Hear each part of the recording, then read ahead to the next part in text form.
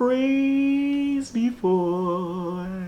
Communication skills worth millions. I be hustling, I stay hustling, I be hustling, what a cost is. I am your platform partner. Yes, Jackson 360. All about making things happen. Addicted to action. All right, so this video we're going to talk about specifically phrases that are hurting you, statements that are messing up your confidence, your charisma, and your relationship building, and how you can then replace those with better phrases that are going to magnetize more people to you, give you overall more knowledge and power in your life, which is exactly what you deserve when you start using these phrases. So I'm going to share at least 5 of them with you. So let's start with the very first ones, my friends.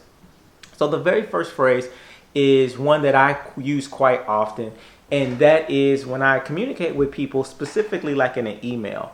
And I'll end the email asking them for something.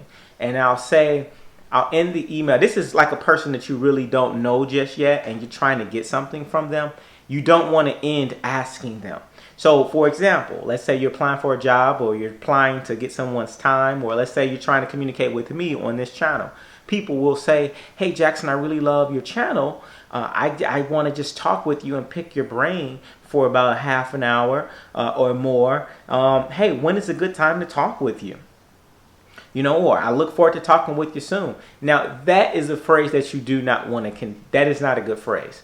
And the reason why you don't want to ask people as your very last sentence is because you want to end on a win-win situation, because people are busy. We're all overwhelmed. So most of the time, if a person is busy and they're working with other people, the last thing they want to do is take out their time to help you for 30 minutes or more if they're busy. It's not that they don't want to do it. Many times it's just they can't do it. So you have to say something that's going to stand out. That's a win-win situation. So instead of you're asking, how about you trade some information and you say, hey, I really love your channel. I have 3 questions for you. These are our 3 questions. And is it possible that we can talk and set up a time to talk? By the way, I happen to be a graphic designer, and I've done some graphics that I want to share with you for free, and I'm going to send them, I'm going to include them in this email.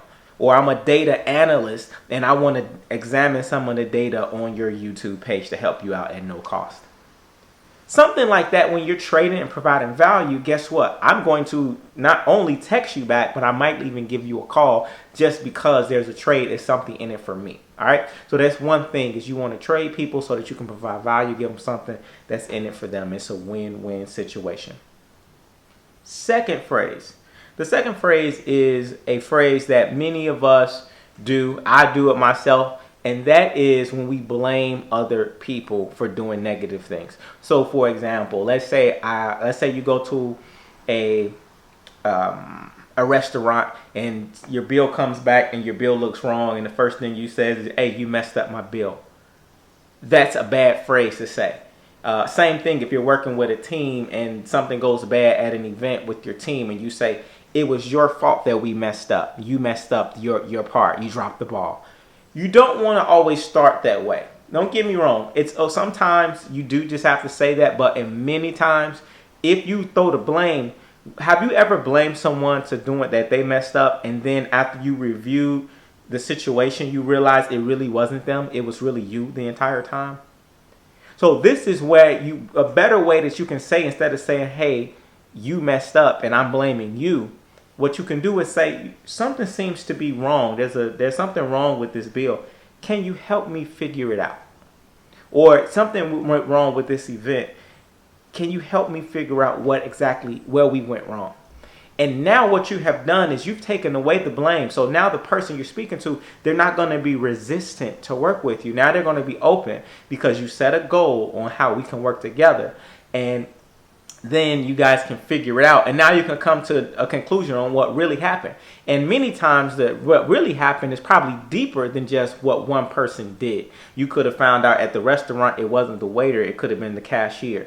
You could have found out on your team it was something that a whole nother team member did that we didn't know. But you only find that out is when you phrase it and you say, hey, something went wrong. I'm not sure what it is. Can you help me figure it out?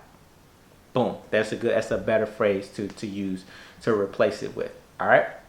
Now, here's a third phrase. This is for my people that have to go on stage and present in front of a crowd, as well as if you're on a YouTube. And here's the phrase. People go in front of a stage and they say, hey, I didn't have much time to prepare my speech, but here it is. Here it is. Or they'll say, hey, I'm not really a good musician, but I'm going to try and give it my best. Now, whenever you do that, when you start off apologizing or setting low expectations for yourself, what you are probably thinking is, I'm not good, and so I'm hoping people don't judge me based on this. And that way people will give me some extra points because I'm probably better than what I'm making myself seem. But it actually doesn't work that way. Usually when you say, hey, have low expectations, that's what people do. They have low expectations. And because when they're watching the speaker in front, they want to vibe and feel you. So what a better phrase to use is perhaps you can say, hey, I'm going to present something that's very important to me, and you may recognize it. I'm going to share something with you that maybe you've heard before, and I think it's also important to me. Let me go. Let's go. And even if you're singing a song that a person has heard before or it's important to you, now even if you're not that good, people are just rocking with you in that moment because you've already captivated their attention and you said this is important to you. Remember, when most people go on stage, they want to have a good time. All right. They want to enjoy you. And it's not always about if you have the best talent, but perhaps you just have a good stage presence. People are just connected with you in that moment. How many times have you been to karaoke? I've done this many times. I've been to a karaoke event. People were not that good singers, but everyone had a blast, even though they wasn't a good singer. It's because people were just having fun in the moment. It wasn't, hey, I'm not that good. So that's a better phrase to say, hey, this is important to me. Hey, I'm going to sing a song that maybe you might recognize. I hope this is important to you. Guys, let's just have some fun.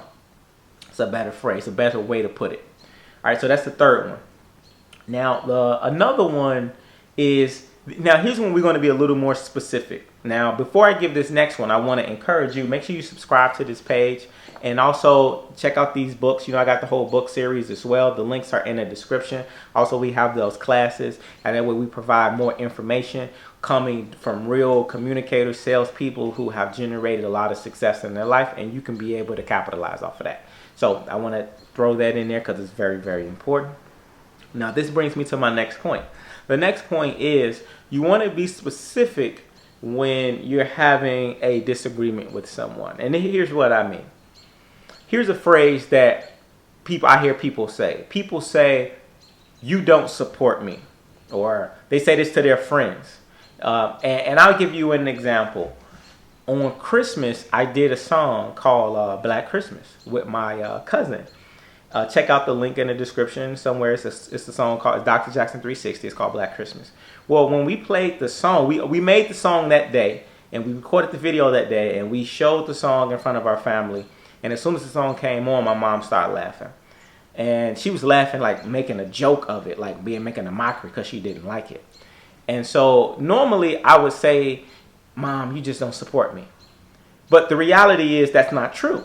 My mom supports me all the time. Now, she may not support me the way I want to, but because I say she doesn't support me, that's just causing resistance, and we're not getting to the root problem. A better phrase to do is to be specific and say, Mom or a person, when you laugh at my music, it makes me feel like it hurts our relationship. So now the person knows when they do a specific action, it has a specific result for you. All right. So now you can now you can help grow with that person. And this is how you add more of a magnetic and build a relationship. Remember, this communication is about strengthening relationships. Okay. So instead of saying you don't support me or you never ever have my side, don't use like generalities. Be specific and say, when you make that statement, I feel this way. Boom. Now the person has a better understanding. Very last one. Very, very last one. Now this one is for when you're building a relationship with someone. And let's say they want you to do a favor for them. And someone says, hey, can you come and drop me off at work? Now this is someone that you really like and you want to help them out. And you take them to work, you drop them off, and they say, thank you so much. And you say, no problem. that's a bad statement. And the reason why that's a bad statement, because you're undermining your own time and you're undermining yourself. A great way to do it, if you want to strengthen that relationship, what you could do is you say, I'm very happy to help.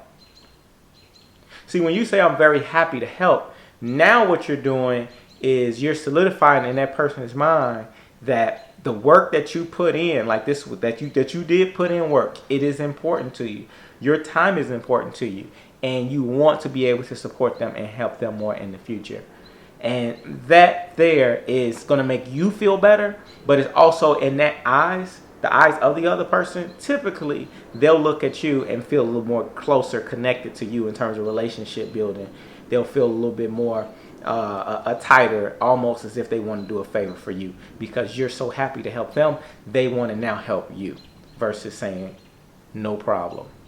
So it's a minor change that can have a huge, massive impact. So I want to encourage you to use some of these phrases and watch your relationships grow and prosper, and then you are more magnetic with your energy and your communication skills. So I hope this helps. In fact, I know it helps. I'm never going to say hope, because hope is not a strong word. I know it will help when you use it. Just make sure that you use it consistently and tell me all about it. Put in links, not a link, but put comments down in the comment section. Let me know of these phrases, which ones that have helped you the most, which one stands out to you the most, and also what other content would you like to hear from me, and subscribe to the page. I look forward to seeing you in the future. Peace. Woo. I be hustling, I stay hustling. I be hustling, what a cost is.